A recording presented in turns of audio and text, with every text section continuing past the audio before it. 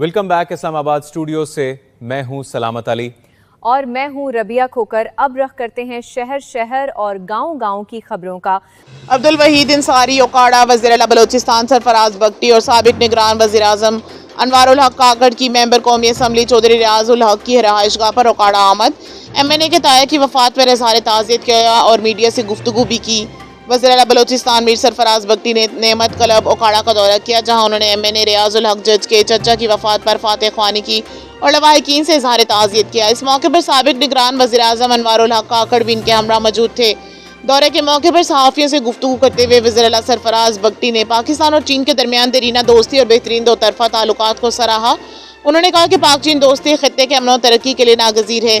وزیر اعلیٰ بلوچستان نے پاک فوج کے دہشت گردوں اور فتنہ الخوارج کے خلاف جاری آپریشن کو خراج تحسین پیش کرتے ہوئے کہا کہ سیکیورٹی فورسز نے ملک کے دفاع کے لیے بے مثال قربانیاں دی ہیں اور قوم ان کے ساتھ کھڑی ہے۔ قومی یکجہتی پر زور دیتے ہوئے میر سرفراز بگٹی نے کہا کہ ہم سب سے پہلے پاکستانی ہیں، بعد میں پنجابی، سندھی، بلوچی ہیں۔ انہوں نے مزید کہا کہ صوبہ پنجاب بڑے بھائی کا کردار ادا کرتے ہوئے بلوچستان کے بچوں کو اسکالرشپس فراہم کر رہا ہے، جو وفاقی اتحاد اور بھائی چارے کی عملی مثال ہے۔ وزیر اعلیٰ کی آمد کے موقع پر مقامی سیاسی اور سماجی شخصیات بھی موجود تھیں۔